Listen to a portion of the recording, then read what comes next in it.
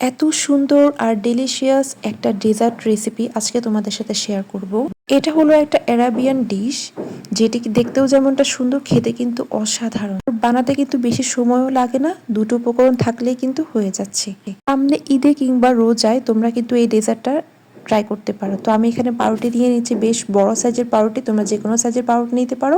সাইডটা কেটে নিচ্ছি, আর সবগুলো পাউরুটির এরকম 4টা সাইডই আমি কেটে নিব, আর যে সাইডটা বেঁচে যাবে সেটা দিয়ে ব্রেড ক্রাম্ব করে নিব পরবর্তীতে। তো আমি একটা প্যানে ঘি বসিয়ে দিয়েছি। এখানে মেনলি পাউরুটিগুলোকে আমরা ঘিয়ে ভেজে নিব, এতে কিন্তু পাউরুটির স্বাদটা অনেকটাই বেড়ে যাবে। তো এরকম একটা একটা করে আমি সবগুলো পাউরুটি ঘিয়ে ভেজে নিচ্ছি। আমরা বাসায় যেভাবে কাস্টার্ড রেডি করি সেভাবেই কিন্তু কাস্টার্ডটা রেডি করে নিব। কাস্টার্ডের রেসিপি আমার চ্যানেলে আছে।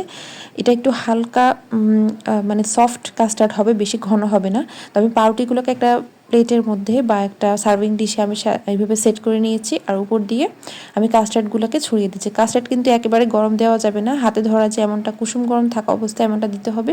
এরপর আমি আরেকটা লেয়ার পাউরুটি দিয়ে দিয়েছি। এরপর আবার কাস্টার্ডের যে মিশ্রণটা সেটা আমি দিয়ে দিয়েছি। এরপর আবার দিয়ে দিচ্ছি পাউরুটি, দেন হচ্ছে কাস্টার্ডের লেয়ার। এইভাবে করে করে আমরা 3টা লেয়ারে এইভাবে পুডিংটাকে সেট করে নিয়েছি। তোমরা যারা 2টা লেয়ারও করতে পারো। আর উপরে ডেকোরেশনের জন্য জাস্ট হচ্ছে আমি কিছু বাদাম আর চেরি ফল দিয়ে দিয়েছি। দেখো এতেই কতটা সুন্দর লাগছে আর কতটা ইজি একটা রেসিপি।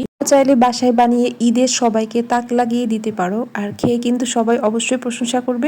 তোমরা কিন্তু এই পুডিংটা সেট করে অবশ্যই রেফ্রিজারেটরে 2 থেকে 3 ঘন্টা রাখবে, কারণ এটা ঠান্ডা ঠান্ডা খেতে কিন্তু অনেক মজা। তো আজকে এই পর্যন্তই, সবাইকে খোদা হাফেজ।